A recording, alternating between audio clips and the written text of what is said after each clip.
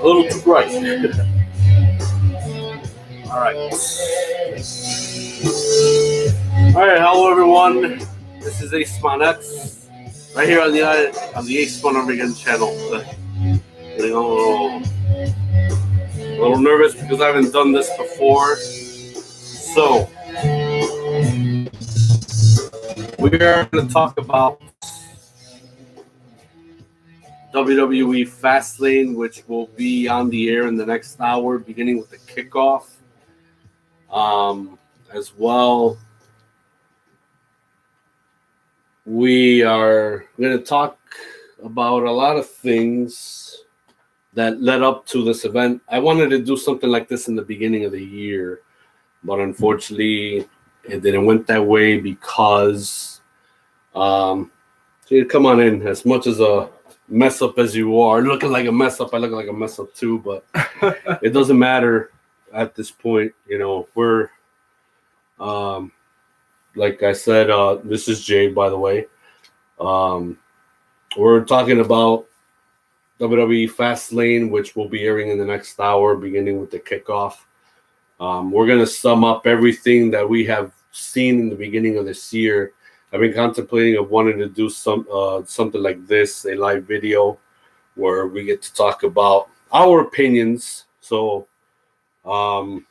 everything that we say doesn't reflect everything that has to do with pro wrestling, WWE, Ring of Honor, New Japan, AEW, etc., etc., etc., and now the bros. Okay, so let's get to it. We're going to recap everything that we have witnessed in the beginning of the year, and this is already out of, off of WWE, but still related to the WWE. The newest talk that has begun since New Year's, the 1st of January, was All Elite Wrestling. All Elite Wrestling. Jade, in your opinion, do you think AEW is the newest threat to the WWE from that point since they made their announcement all the way up to now?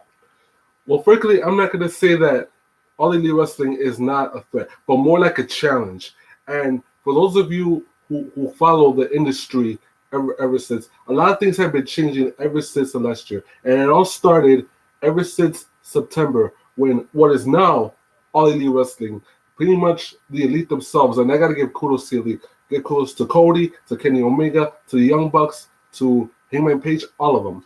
Pretty much this all started since last year, right here in our backyard of Chicagoland, where they launched All In. And nobody expected All In to be a huge success, but apparently it did become a success. It sold out the entire Sears Center. It got orders from those on Fight TV, from Honor Club, and later on the stream on New Japan Pro Wrestling. It got the streams. So I wouldn't say necessarily that All Elite Wrestling would be a threat. Not yet, anyway.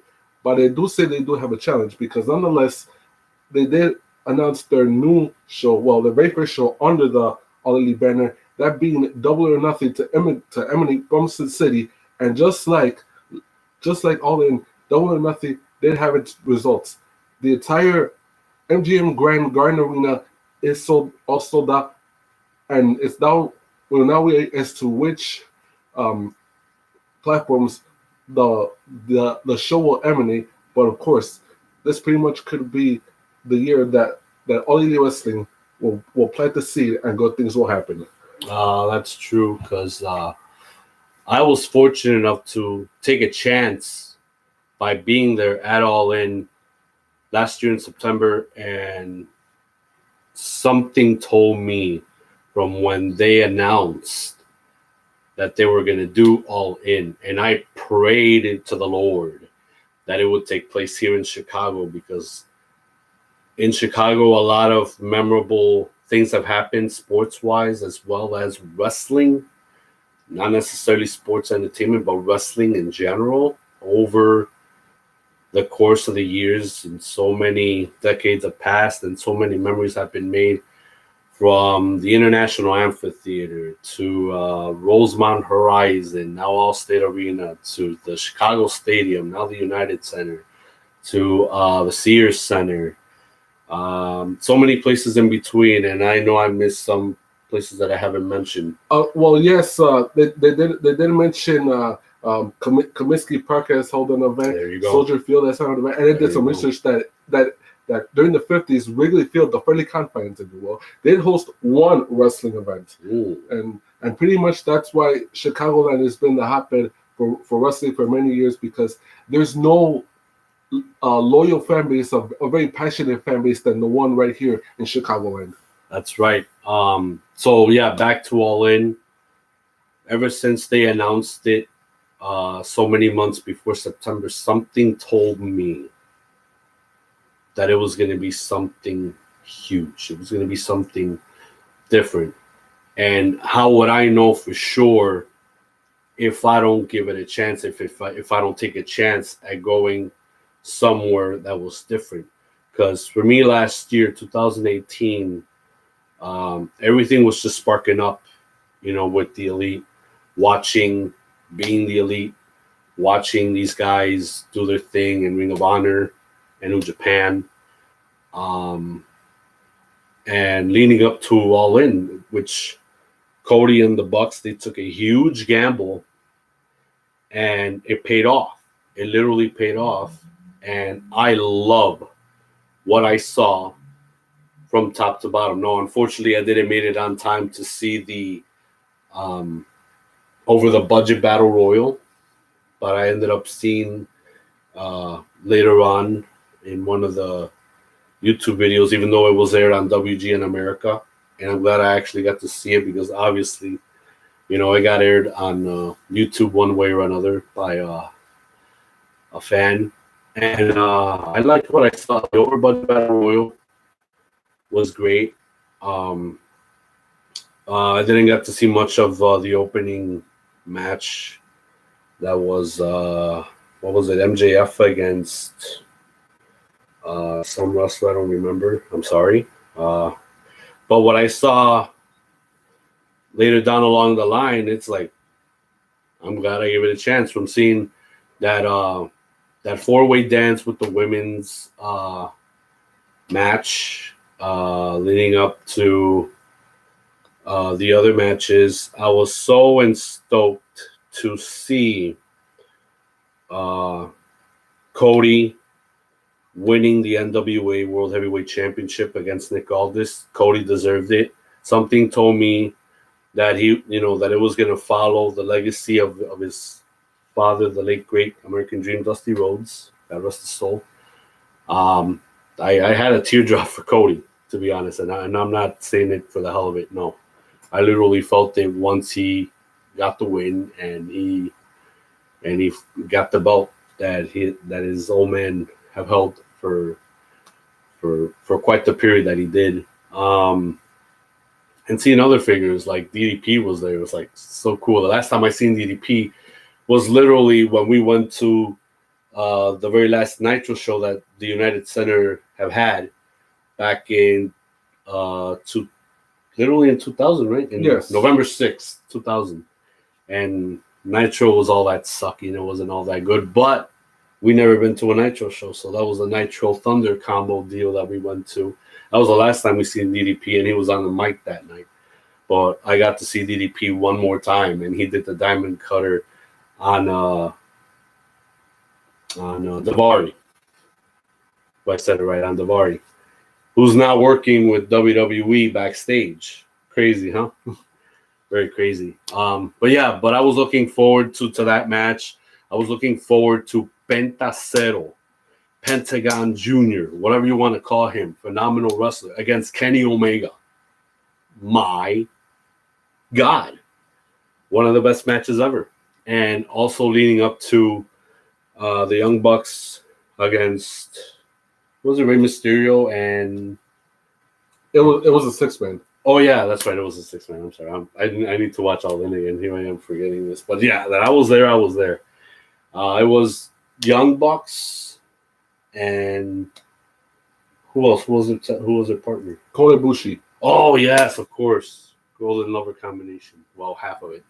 Kota Ibushi, Young Bucks, Rey Mysterio was... Who else was with Rey Mysterio? Bandido. And Phoenix. And Phoenix, yes. Oh my God, they flew all over the place. It was magical. And then at the very end, when the whole cast came out and said thank you to Chicago, it just made it all worthwhile.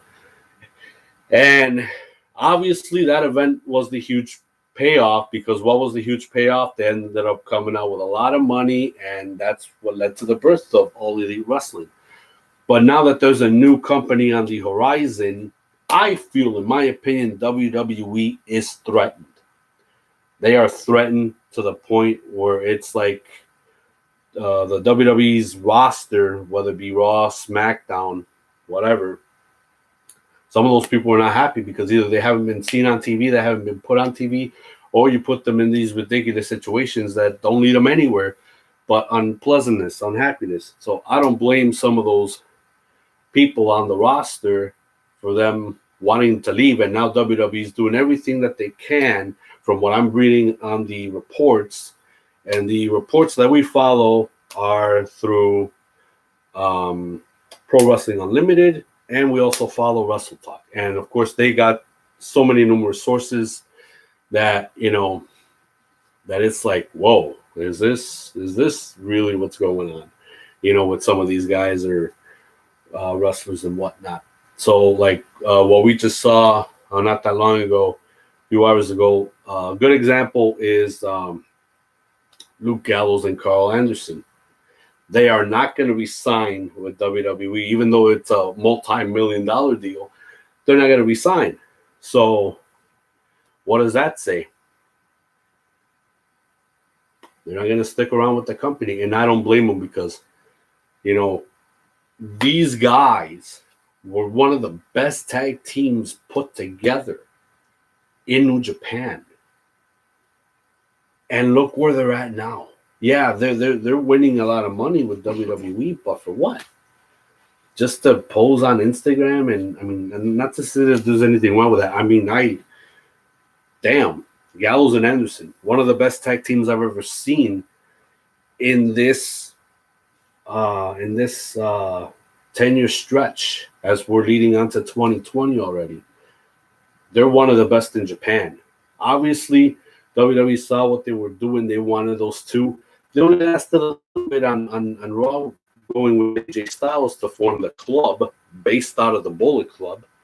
And look where they're at right now. It's like you hardly ever seen the guys. When was the last time that we seen them in a tag team match? What, last month maybe? Probably last month. And then after that, what's up with that? It's like, what the is WWE doing? And that's been the questions as of late in the last number of months already, with the new year kicking in. So that's a very good example. Wrestlers that have been let go, like TJP, and he's very good. He used to be Suicide in TNA, and now they let him go. Where's he going to go now? I say he should go to All Elite Wrestling. If, Cody, Bucks, if you're watching this, I say TJP should be the next candidate for AEW. I say he's got a lot to give. Why not? Throw in Anderson and Gallows into the mix. Or they should go back to New Japan. Who else? The Perfect 10. He's been released. And now he's doing appearances think the name was Sean Spears still. Yes. So, that's another waste, and he was very good in NXT, very good, very good, and they did not capitalize on him, which is a very, very huge disappointment. Uh in my opinion, the creative team sucks. They don't know what the hell they're doing. They're wasting all this talent away, and they keep on repeating matches that we've seen week after week after week after week. It's like we're tired of all of this. It's like nothing new has been done except until recently, already leading to Fastlane. So I don't know, Jay. What's your intake of all of this? Because with AEW already around the corner, they're waiting on a TV deal, which last reports they're suggesting they've been talking with Turner, most specifically for TBS, which is cool because a little history. TBS was the first Turner channel that started the launch or the site stateside, or not, well, stateside for Atlanta, but within the states in the United States, that launched Jim Crockett Promotions back then.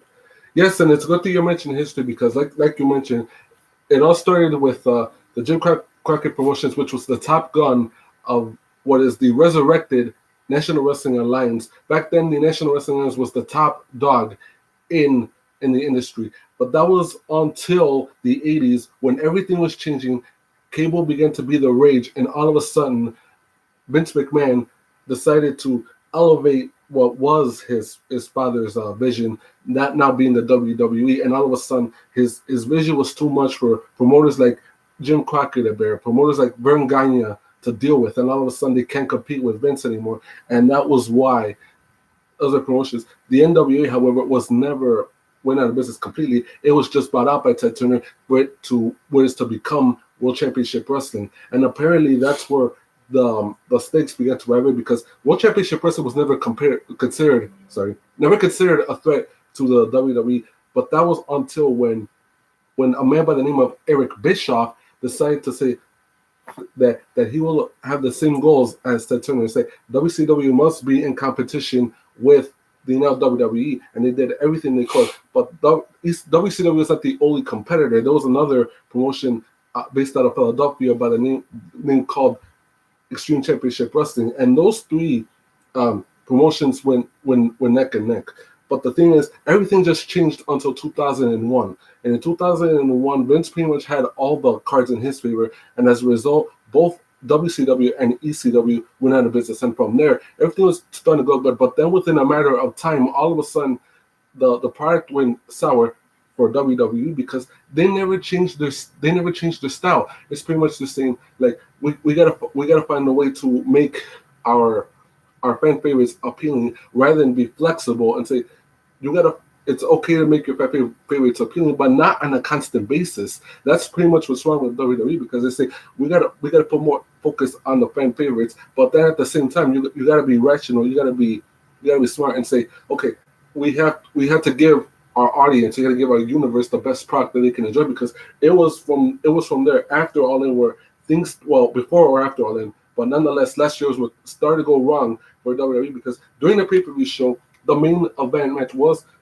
Roman Reigns versus Jinder Mahal, but the problem was never the wrestlers; it was a match itself, which is why the fans that night couldn't handle it, and that was why they left. And more they started doing one dumb thing after another, and that was why close to the end of last year, they lost a lot of money. And the most important part for me as a fan is like the reason why WWE became the company is because, well, before when Vince McMahon's father, Vince Senior, God rest his soul, he had the source to maintain the credibility of the promotion, and that was Madison Square Garden. Madison Square Garden has always been the home arena for WWE, and they always put everything, from live shows to and then they brought in the Raws, the SmackDowns, the pay-per-views, and all of a sudden it's set to see what they're doing to it now. It's like, why are they just relegating it to just a live event only arena? It's their home turf. you got to defend your home turf. And you don't defend your home turf, quite frankly, someone else is going to take it. And who took it? As much as I hate to spoil it, we'll tell you who took it. It was Ring of Honor and New Japan combined, because they have an event prior to WrestleMania. That event is called the G1 Supercard. And yes, the G1 Supercard is a success. So apparently, it's not just All Elite Wrestling that Vince McMahon is worried about, the WWE is worried about. Yes, they're worried about All Elite, they're worried about New Japan, they're worried about Ring of Honor, they're worried about Impact Wrestling. Quite frankly, he just has to accept himself. That's you. They have to accept to himself. There comes a time when you have to go from here to down here. That's not a bad thing. Yeah, they say, oh yeah, that's a good thing. That's a good thing. Yes, but then he has a mentality of like, oh yeah, I got to be the top dog or else I'm nothing. No, that's just wrong. As long as you're still in business, you got good things going. You don't have to be the top of the Matterhorn.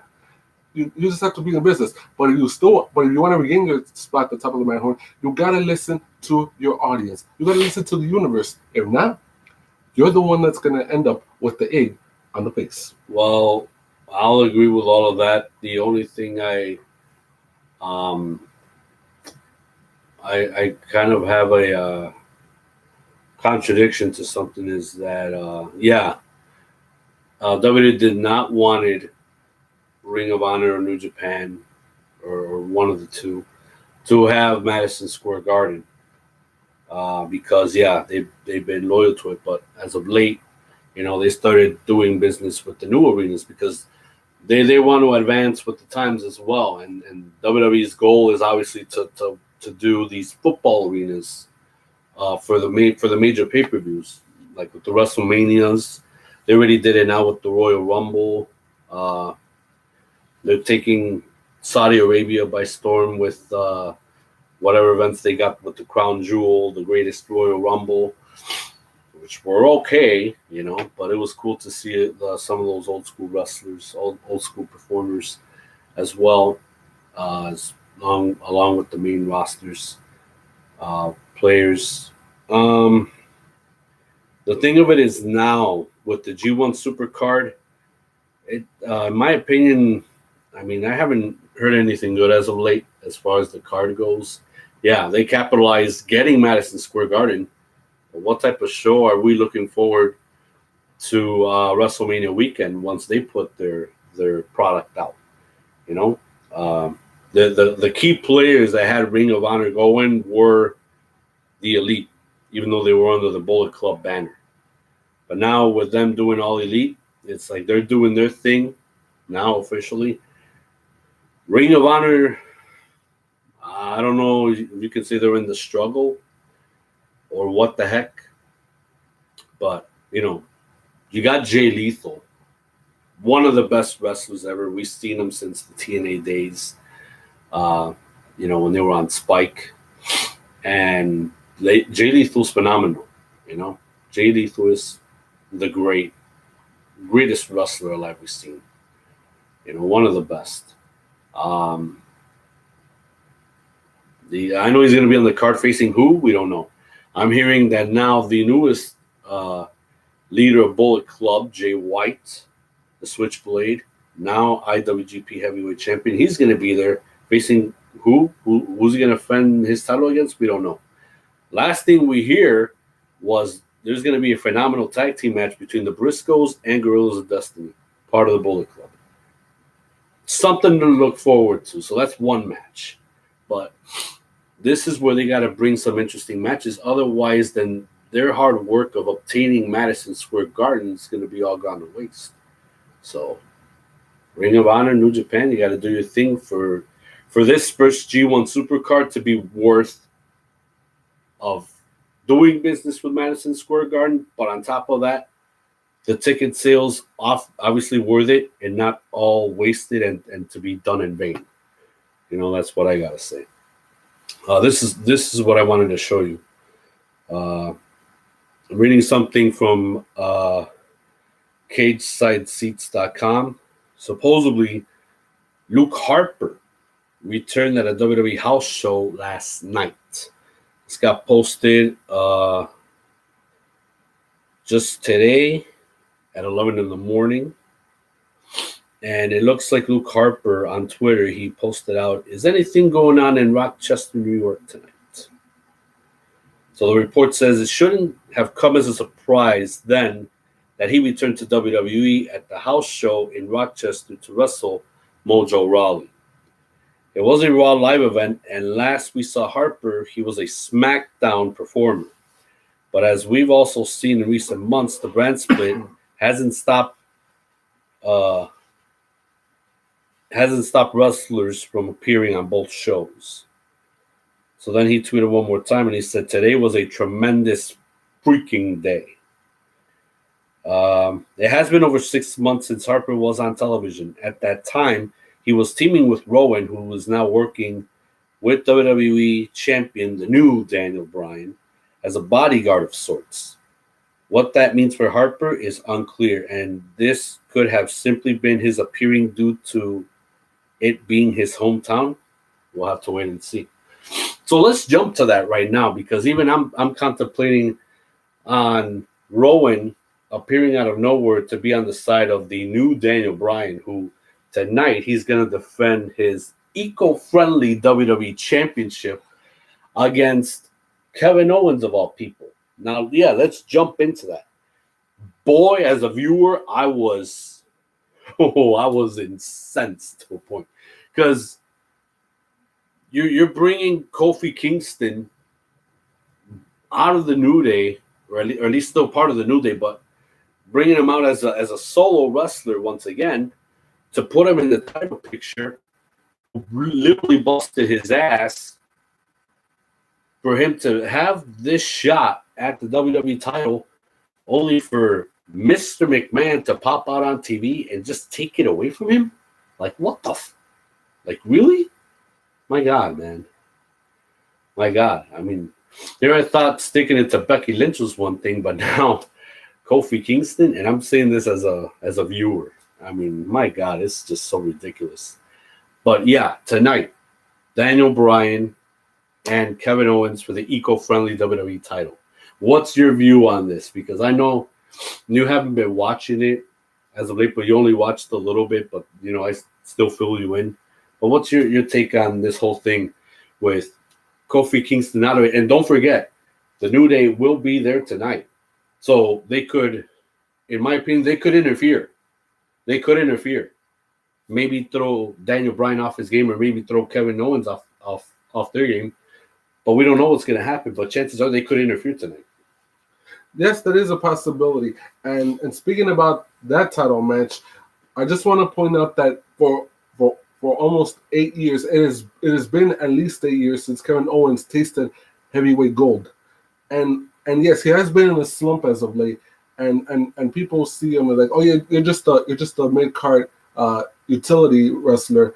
But I think if Owens says to himself, at least I want to taste heavyweight gold once again. But let's not discount who is now the new Daniel Bryan. To me, he may call himself the new Daniel Bryan, but he's still the same Daniel Bryan with the same intensity, with the same focus, and frankly, pretty much Owens says to himself, if I had to taste heavyweight gold once again, I had to take it to Daniel Bryan tonight.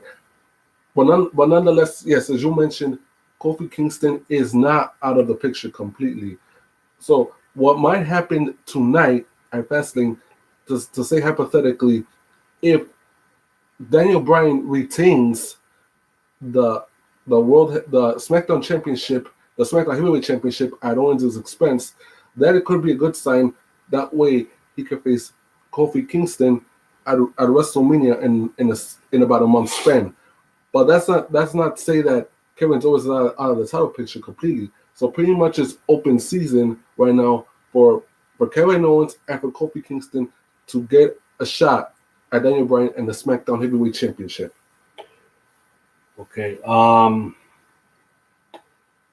So at the end of it all, who you think is what's going to happen? You think Daniel Bryan will still retain the title, or are we going to see a new WWE champion? My opinion, I think Daniel Bryan is still going to retain, whether Rowan interferes. And we'll talk about Roman Reigns in a little bit as well.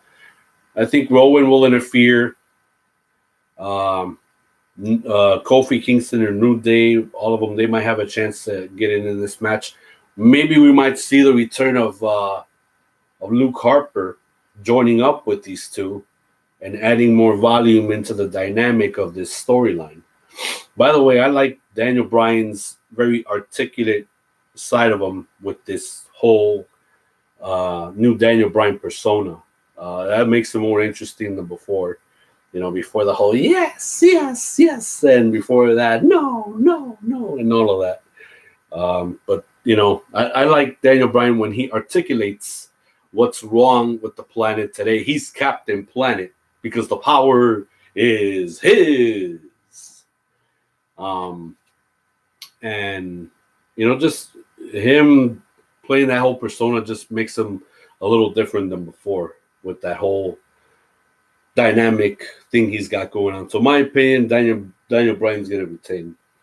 Well, the bottom line is that the referee's got to keep his eyes out for the New Day, for Eric Roy. But as much as I hate to say it, I'm also gonna bank my chips also on Daniel Bryan. We cannot discount the fact that he's a very technical wrestler, and the fact that he always gives it his all. And yes, Kevin Owens can be a good wrestler and all, but unfortunately, from a wrestling standpoint, from an athletic standpoint, I'm gonna have to go with Daniel Bryan. Yeah. Besides, I think Kevin Owens lasting on this whole babyface persona, it's not gonna last. He works tremendous as a heel. I love hating him for it, but I don't think he's gonna be a babyface for long. He's probably gonna end up like Elias, where they got him good as a heel, but then they switched him off to babyface just to give it a little taste of what it's like, and then he goes back as a heel. I think that's going to happen the same with Kevin Owens. The women's match, Charlotte versus Becky Lynch, for the vacated Raw Women's title.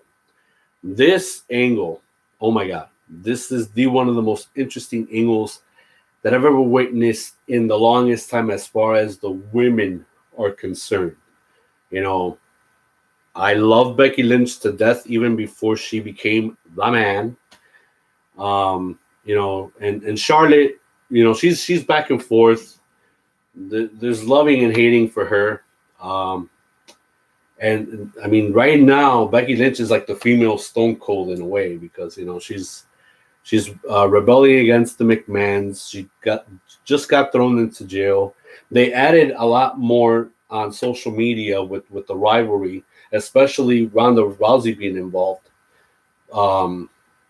And with this whole new switch, now Ronda Rousey's back as the women's champion, the Raw Women's Champion. So now Becky Lynch, Charlotte, they're going to go at it. And one of them will face Ronda Rousey at WrestleMania. Me, Becky Lynch, all the way. What do you think of this angle? Well, let's put it this way: you're talking about two of the most premier talented female wrestlers in the WWE, because you're talking about if you follow the Raw Women's Wrestler, and it all started with NXT because WWE had their four horsewomen. Yes, we're talking about the Queen, Charlotte. Yes, we're talking about the man, Becky Lynch. Yes, we are talking about the boss, Sasha Banks. And yes, we're talking about Bayley. And there's no doubt about it. The two women, the two top female wrestlers who kept that faction afloat was pretty much the man, Becky Lynch, and the Queen, Charlotte. But apparently it got to a point where, like, Becky Lynch gives her as a Raw. But ironically, you cannot dispute Charlotte's pedigree. She is a second generation wrestler because her father, as we all know, is the 16-time world champion and 2-time Hall of Famer, Nature Boy Ric Flair. So naturally that pedigree is in her blood.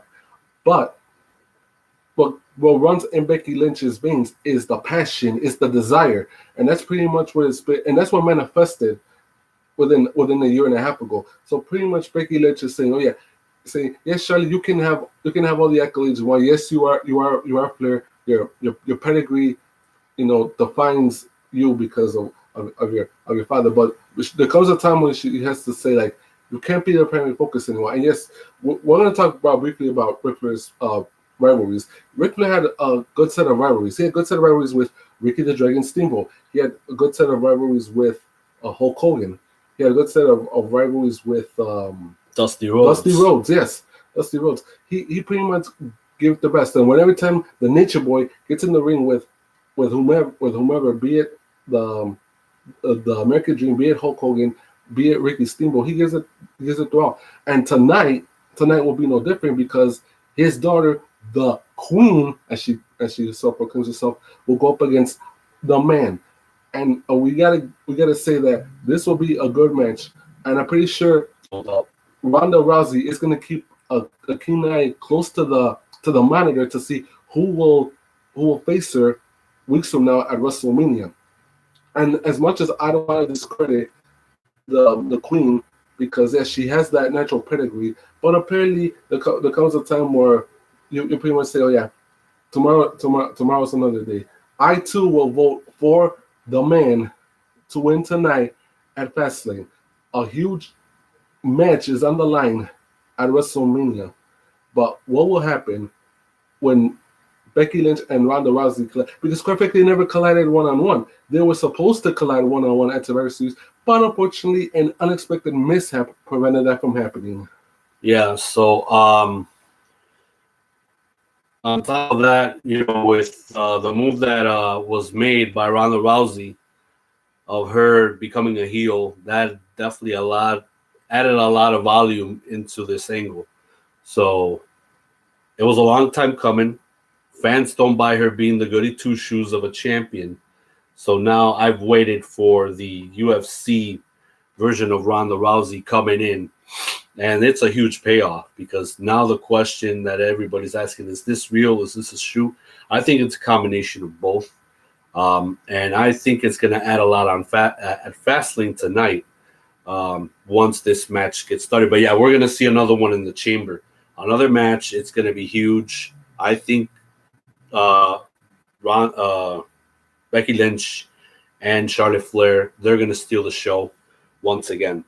And then you spoke of the other 2 of 4 horsewomen of NXT. Sasha Banks and Bayley, they're going to defend their newly inaugurated WWE Women's Tag Team titles against Nia Jax and Tamina.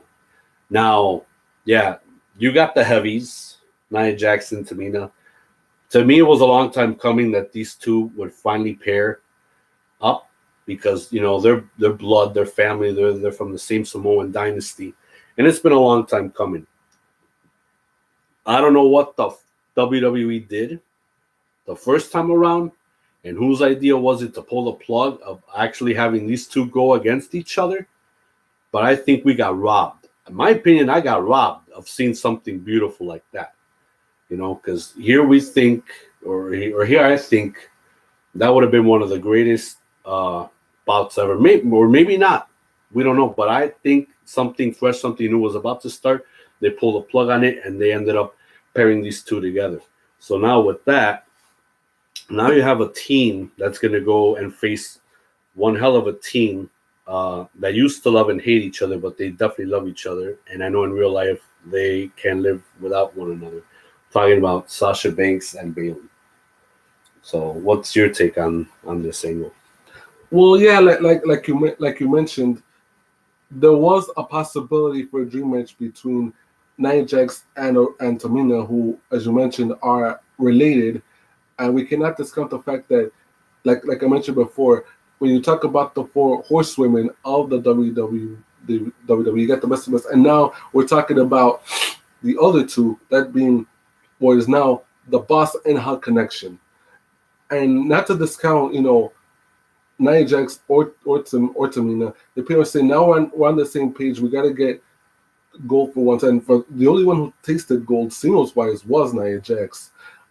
But now with this combination, this tag team combination that her and Tamina formed, they could be just as good. And yet Nia Jax can constantly tout herself as the irresistible force, but apparently there could be a force more irresistible than her and Tamina combined, and that's the Boss and Hug connection. You cannot discount the dedication, the perseverance, and the passion that Sasha and Bailey had, whether they're tag team partners or not, they pretty much they're focused. That's they obtain victories, and yes, singles wise they obtain victories as well. So bottom line is that as much as we want to go up against them, for the moment, I say the Boston Hug Connection will still retain the women's tag team champions. I agree, and I'm not gonna add anything more to that. But I know there's still going to be the women's tag team champions,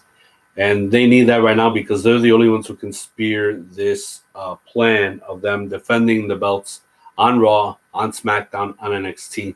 They just have to have really good competition for them to retain their titles, or at least lose them to a team that could definitely carry on the torch that Sasha Banks and Bailey have started, since it's been a long time coming for the women's evolution to continue in WWE and professional wrestling as a whole. We're going to speak about this one very short because there hasn't been a lot of plug into this. There hasn't been a lot of promotion into this. The SmackDown Women's title, Asuka against Mandy Rose. Now, I showed you, or I played from Pro Wrestling Unlimited, that Asuka almost got into an injury, or almost got herself in an injury at a house show, I guess numerous days ago. And I think it was against Mandy Rose or with somebody else, but it's not looking too good, at least from what that report says. So hopefully tonight it doesn't bring out any consequences on this match, because I still feel they're building up Mandy Rose, and she looks fabulous. She looks delicious, with all due respect. And I think they're still trying to build her up. But for her to get the title, that's not going to happen. So could be a quick match. They may make it longer, but I think it's going to be a quickie. So I say Asuka is still going to retain the title. Well, provided if Asuka will compete. I mean, frankly, none of us know the extent of her injuries from the outcome of that match in that live event. But nonetheless, I mean, Asuka has developed herself. I mean, she worked hard. She became quite the wrestler. I feel that as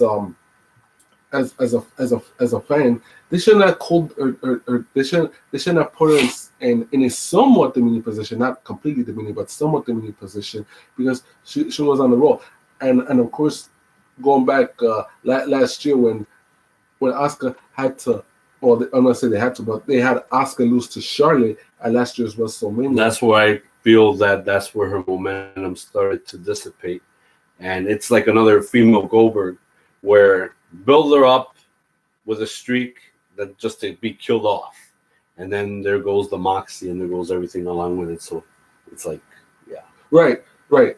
But you cannot discredit everything that she achieved. It was all hard work. It was all dedication. And now we fast forward from last year to today.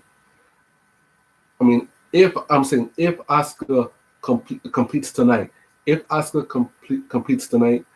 and chances are it will be a quick match. I feel it's going to be a quick match. Yeah, for some reason. But and also I'm also going to agree with you on this one. Asuka will retain the SmackDown Women's Championship tonight. Let's see what else we can talk about. The SmackDown Tag Team Championship rematch. Shane McMahon and The Miz against the Usos. Now, we have seen a lot of in and outs as far as how would Shane McMahon and The Miz click. They clicked very well, I'll give them that. But the Usos, they've been stepping up their game, even though they were on and off. But good thing they're back in the game, and now I feel that the Usos can bring out the edge in Shane McMahon and The Miz. I mean, they had that one-on-one match just this past Tuesday, and Miz warned what was it, Jey Uso who wrestled against? Yes. And yeah, just one distraction, and that's it. But could they suffer the same fate tonight at Fastlane? That's the question. Could Miz and Shane McMahon regain the SmackDown tag titles? Well, it all started since. I think I'm not going to say till for last year or after the beginning of this year, when when the Miz pretty much besieged Shane McMahon to be his partner, the whole thing started after Crown Jewel. I could be I want who's just identical to me, but a little better. So then he felt like, why not Shane McMahon? And honestly, I thought that the pairing of the two would be a mismatch. And it was a mismatch, not like oil and water mismatch, but more like a peanut butter and jelly mismatch, more like a steak and sauce mismatch. Because the moment the two got together, it's like this is what Miz could bring to the table, and this is what Shane McMahon could bring to the table. Put the two together, and all of a sudden you got a great tag team combination. And ever since Royal Rumble, when they won the SmackDown Tag Team Championships, I said to myself, this could be a good partnership. And then now we go to the Elimination Chamber, and just what it looked like that Shane McMahon and the Miz will retain the belts. You cannot take away the history of the Usos. They've been tag team champions for quite a while. They've established their reputation in the WWE, and that was why they defeated Miz and Shane McMahon that night. And here's what I say. Yes, the Usos may be one of the for the moment one of the longest running tag teams in WWE in this era. And they can say we can add more credibility to our reputation by winning more tag team champions. But I cannot say that the lightning will strike twice with these twin brothers. And as much as I hate to say it, if there's gonna be a tag team walking out of Fastlane tonight with the SmackDown Tag Team Championships, I'm gonna go with Shane McMahon and The Miz. Okay, so we only got 8 minutes, close to 7 minutes left before the kickoff for Fastlane starts. So we're gonna finish this right away. For the Raw Tag Team Championship, it's gonna be a three-way dance or a three-way match. The Revival, who are the champions, they face off against Aleister Black and Ricochet, and also Bobby Roode and Chad Gable. So 3 teams are going to face each other for the Raw Tag Team titles. My opinion, just to get this over with, I'm kind of in between. Either Revival will still stay as tag champs, they'll cheat somehow and get away with murder and keep the belts, or this could be where Aleister Black and Ricochet could make it out of there. But if they do, it's going to cause a tremendous combustion leading into WrestleMania, going into the NXT tapings and such. But I think what would make absolute sense is if the Revival still stays with the tag belts. I also agree that the Revival, and I'm going to keep the show as well, because the Revival should retain the tag team belt. The Revival should retain the tag belts. That way, they can put on a good match once they defend those belts some weeks from now at WrestleMania. Okay. And let's talk about Roman Reigns. Roman Reigns is finally back in the WWE. We thank God that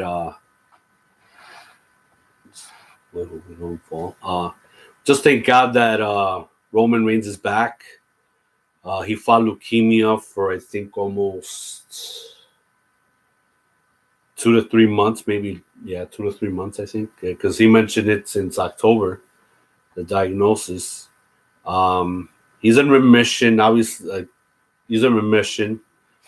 So he's good to go. He came back, and it feels good to see him back in the WWE, and now he's going to be the ambassador, kind of like the spokesperson to give awareness, since now he has a platform to do it. Power to Joe Anoa'i, and give him my best. Prayers along his way. He's back into the fold. The big dog is back, and hopefully it stays that way for the longest time. Him, Dean Ambrose, and Seth Rollins, the Shield, one last time together. They will face Bobby Lashley, Drew McIntyre, and Baron Corbin in the 6-man tag tonight. Shield all the way. Well, I'm gonna keep this short as well. I mean, ever since Roman Reigns, alias John Wine, made that announcement that he had to step away from the scene on account of his illness, that was where the whole thing combusted between Seth Rollins and Dean Ambrose. It was like the healing never took place from what happened, transpired years ago, and now we see this partnership of sorts between Baron Corbin, between Bobby Lashley, between Drew McIntyre, and they're pretty much running roughshod for the moment of the Raw brand. And here's what I say: for tonight, for one last time, even if it is for the last time, the Shield will bite once again. Right. Yeah, because just to add a little more and to end it off, Roman Reigns, obviously they tried with him really hard to get over, and it took something like this for his condition to help relate with the fans on what's been going on with him. So none of this, in my opinion, none of this was planned. None of this was put into motion. Things just ended up going that way. What it is, it's what it is, you know. And I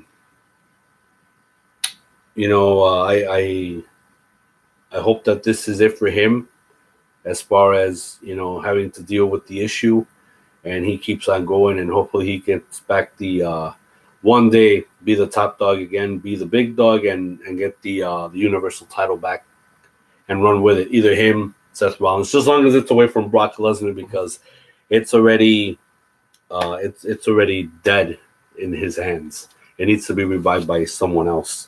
So Shield all the way, and that's what I think is going to happen in that 6-man. So the 2 matches for the kickoff show, we only got 2 minutes left.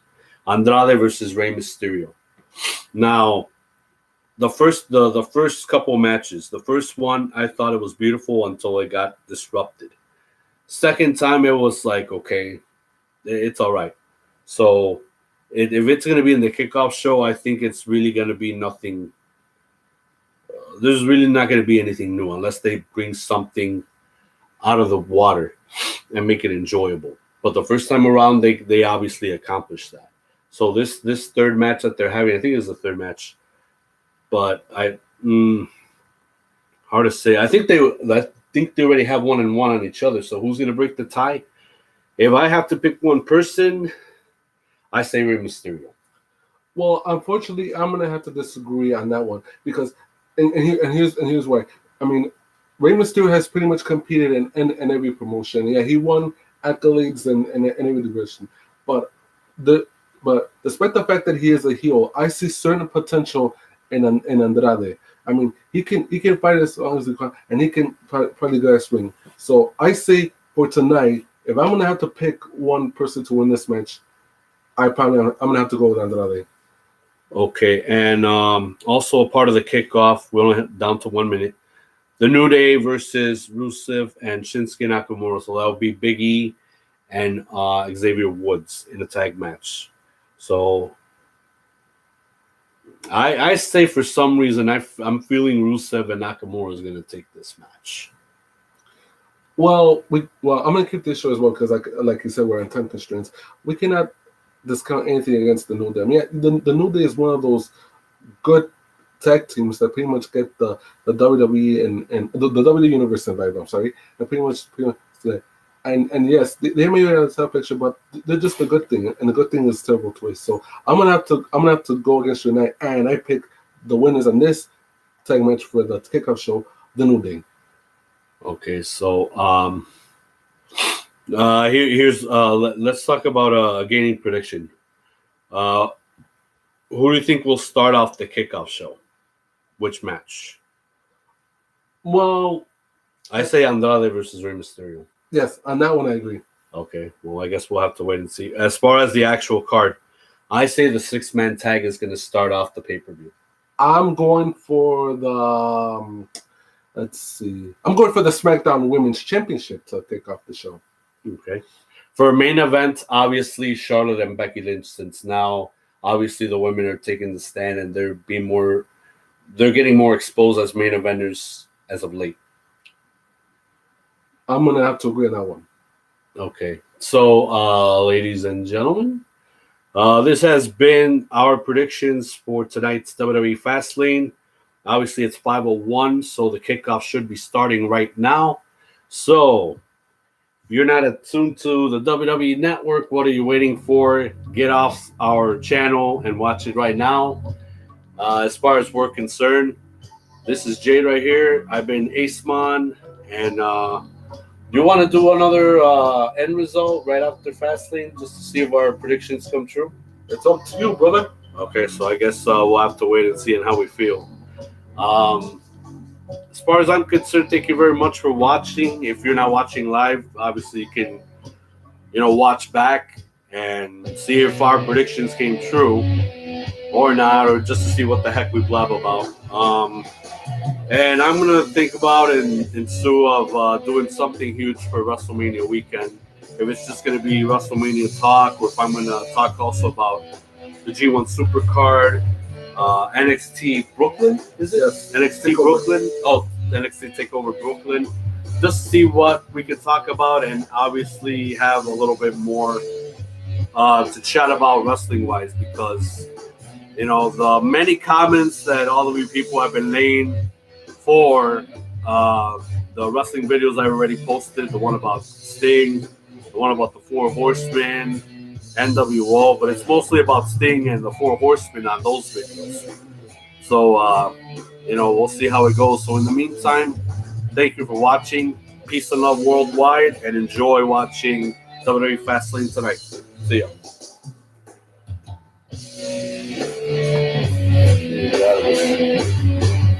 All right, let's mosey up. I have to think cheers this time.